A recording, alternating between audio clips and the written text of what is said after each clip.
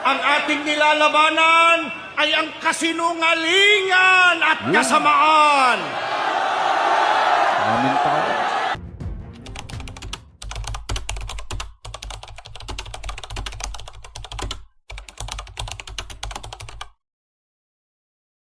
Pagbati po sa inyong lahat mga kababayan at mga mahal po naming taga-subaybay, mga kapatid, kumusta na po kayo?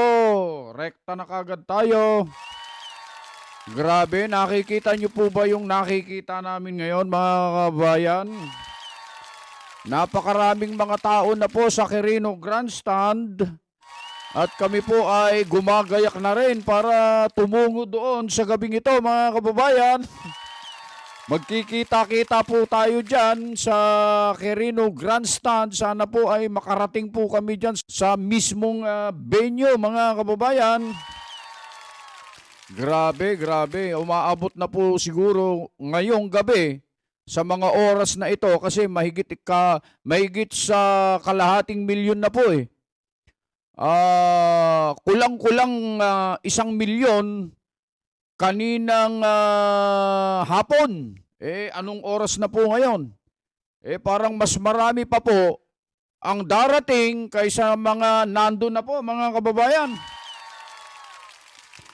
At kanina nga pong 4:00 ay nagsagawa na po ng programa sa Quirino Grandstand sa isinasagawang rally ng INC tungkol po dito sa transparency for a better democracy mga kababayan. At dito ay nagsalita na po si Ka Edwel Sabala. At yun po ang gusto naming i-share po sa inyo sa pagkakataong ito, yung kanilang sinabi, mga kababayan. Kaya panoorin nyo po ito mga kababayan at i-share nyo po ito nang malaman po ng mga kababayan natin, lalo na dyan sa mga namiminuno, yung mga, sabihin na nating sangkot sa maanomalyang flood control na yan at sa pagnanakaw sa kaban ng bayan mga kababayan.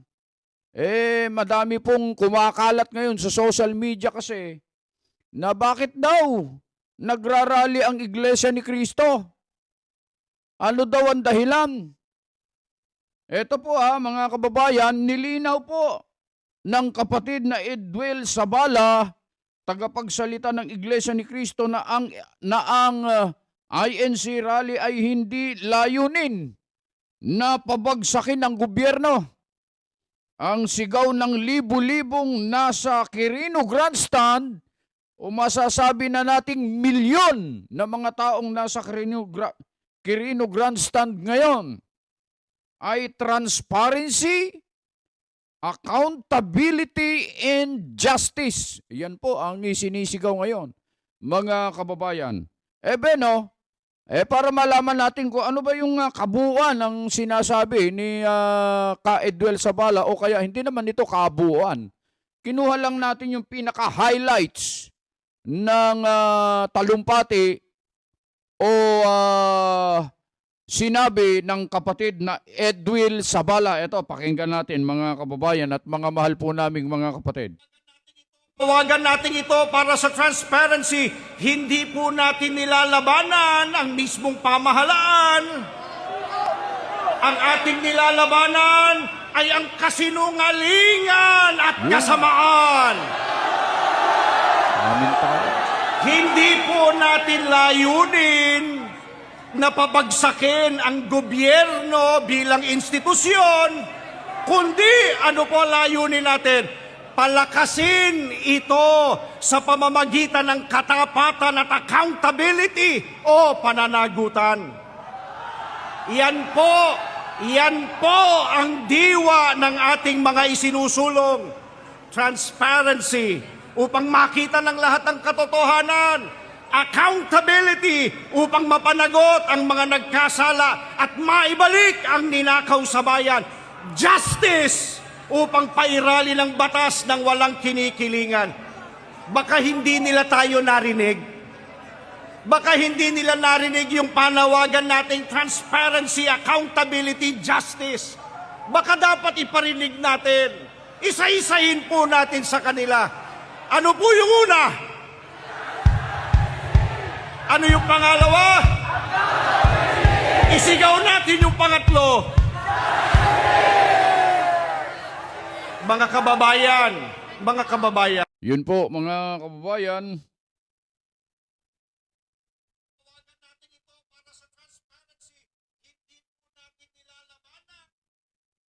Yun po mga kababayan, narinig po natin yung pinaka-highlights ng talumpati o sinabi ng kapatid na Edwil Sabala, ang tagapagsalita po ng Iglesia ni Cristo.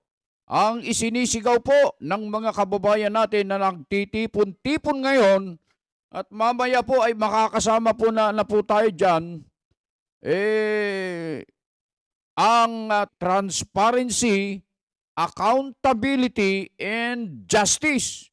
Mga kababayan, sana po malinaw po yan sa ating mga taga-subaybay at sa lahat po ng mga nanonood po sa amin, maging sa lahat ng ating mga kababayan na wala pong layunin ang Iglesia ni Cristo na pabagsakin ang gobyerno, kundi patatagin, lalo pang patatagin, at sa pamamagitan po ng pagpapatupad ng patas na batas sa lahat na walang kinikilingan. Ilantad ang lahat ng mga magnanakaw na nangulimbat sa kaban ng bayan at siyempre, dapat makulong. Dapat makulong. Nang sa ganun ay bumalik ang tiwala ng mga kababayan natin sa kasalukuyang naghahari ngayon na administrasyon, mga kababayan. Gusto lang naming i-share sa inyo po ang tungkol sa bagay na yan at siguro naman ay nakita ninyo kung gaano karaming tao ang nagtitipon na po ngayon sa Quirino Grandstand. Mga kapatid na nakakapanood sa amin na nandyan, mag-iingat po kayo. At may mga nababalitaan tayong mga inserts kung tawagin, yung mga nandyan na nahahalo na may masamang balak. Mga kababayan, kung kayo po ay may masamang balak dyan sa rally ng INC, kung nagpaplano kayo ng gumawa ng masama, maawa po kayo sa sarili nyo. Yan ang masasabi namin. Opo, maawa kayo sa sarili nyo. Bakit namin sinasabing maawa kayo sa sarili nyo? Sa dami ng mga